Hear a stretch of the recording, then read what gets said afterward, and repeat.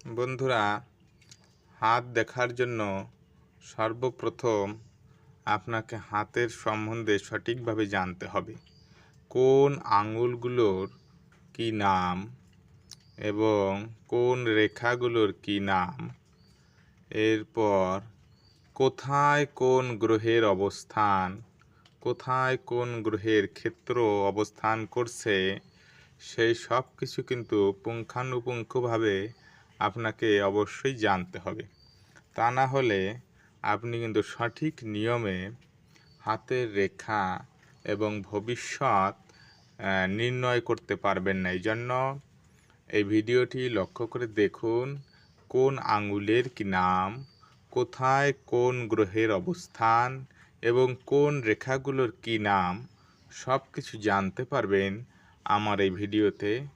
তো মনোযোগ দিয়ে দেখতে থাকুন এবং আমার ভিডিওটি যদি ভালো লাগে অবশ্যই একটি লাইক, শেয়ার এবং সাবস্ক্রাইব করে আমার সঙ্গে থাকবেন।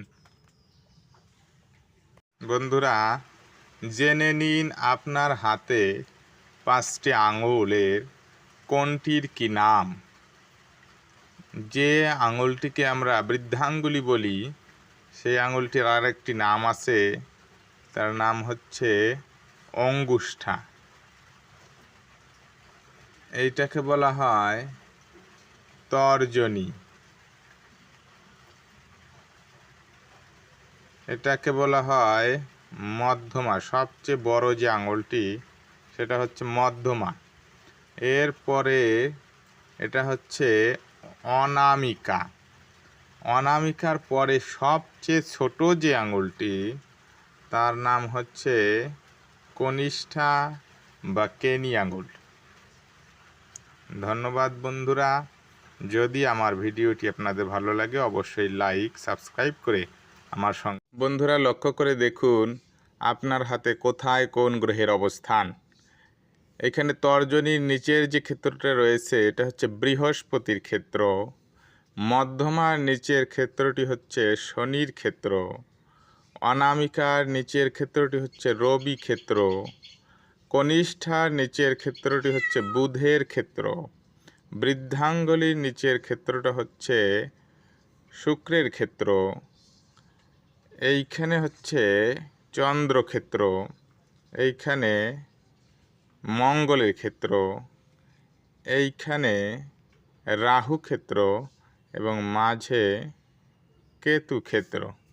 এই ক্ষেত্রগুলো যদি কারো উন্নত থেকে থাকে, যে ক্ষেত্রটি উন্নত থাকবে সেই গ্রহটি তার ক্ষেত্রে যথেষ্ট শুভ বলে মনে করা। বন্ধুরা, দেখুন আমাদের হাতের রেখাগুলোর কোনটির কি নাম। এই রেখাটা হচ্ছে আয়ু রেখা, এই রেখাটা হচ্ছে শিরোরেখা, এই রেখাটা হচ্ছে হৃদয় রেখা। এরপর এইখানে আয়ু রেখার পাশ দিয়ে যে রেখাটা যায় সেটা হচ্ছে ভাগ্য রেখা। এখান থেকে যে রেখাগুলো ওঠে সেগুলো হচ্ছে বিবাহ রেখা। এইখানে যে রেখাটা দেখা যাচ্ছে এটা হচ্ছে রবি রেখা। এরপরে এইখান থেকে যে রেখাগুলো ওঠে সেগুলো হচ্ছে শুক্র রেখা।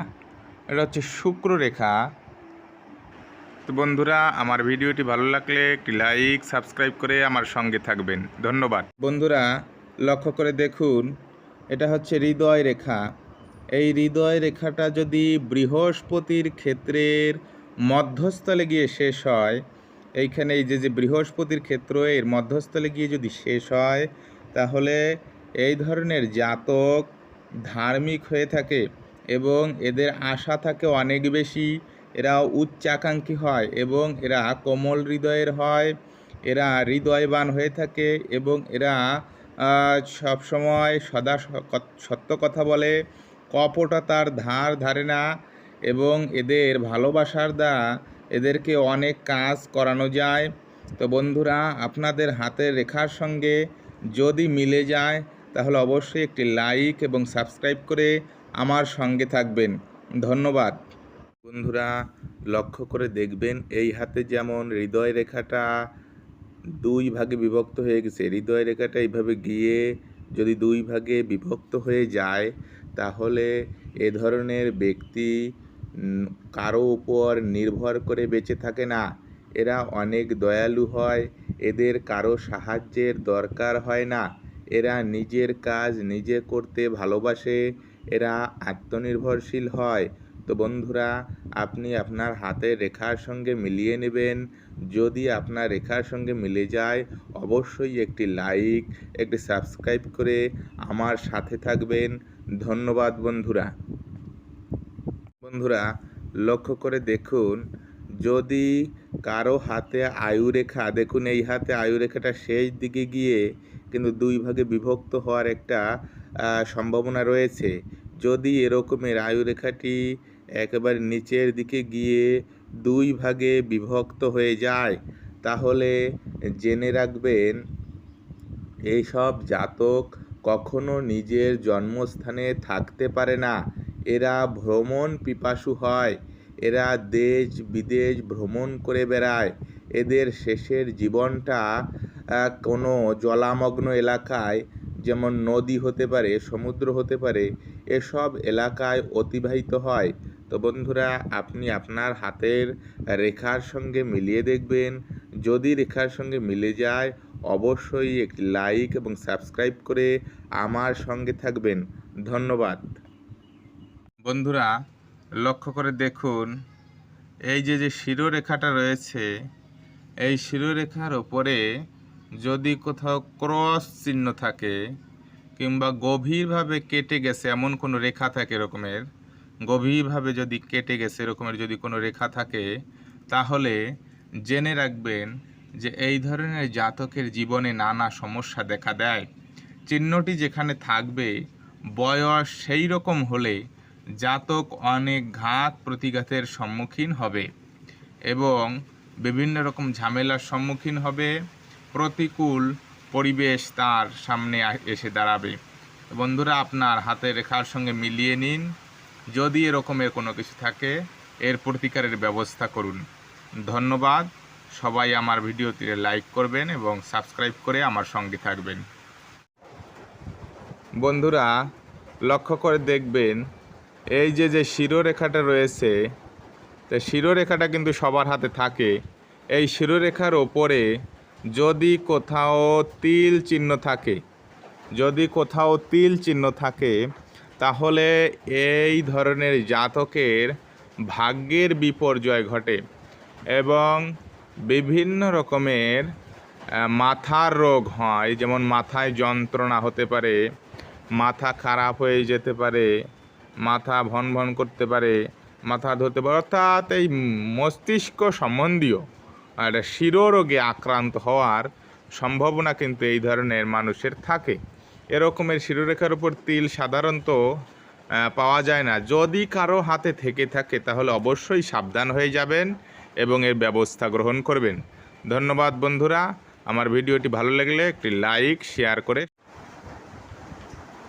বন্ধুরা, লক্ষ্য করে দেখুন, এই যে হৃদয় রেখা এবং শিরোরেখা, এই যে শিরোরেখাটা রয়েছে, শিরোরেখাটা ঠিক আছে, কিন্তু এই হৃদয় রেখাটা এইখান থেকে গিয়ে যদি এইভাবে গিয়ে এই শিরোরেখার সঙ্গে এইভাবে মিশে যায় তাহলে জাতক সরল উদার হয়। এদের চোখ রাঙিয়ে কোনো কাজ করানো যায় না, ভালোবাসা দ্বারা এদের বশ করা যায়। তো বন্ধুরা, আপনার হাতের সঙ্গে মিলিয়ে দেখবেন। যদি মিলে যায় আমার রেখার সঙ্গে এবং আমার কথার সঙ্গে তাহলে অবশ্যই আমার ভিডিওতে একটি লাইক করবেন এবং সাবস্ক্রাইব করে আমার সঙ্গে থাকবেন। ধন্যবাদ বন্ধুরা। যদি আপনারা হাত দেখা শিখতে চান তাহলে অবশ্যই আমার চ্যানেলটি সাবস্ক্রাইব করবেন এবং আমার ভিডিওগুলো দেখবেন।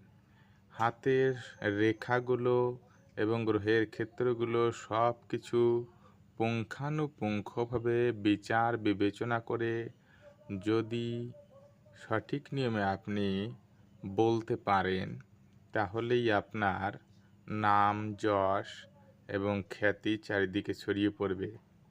ধন্যবাদ আমার ভিডিওটি দেখার জন্য। আমার সাথে থাকবেন।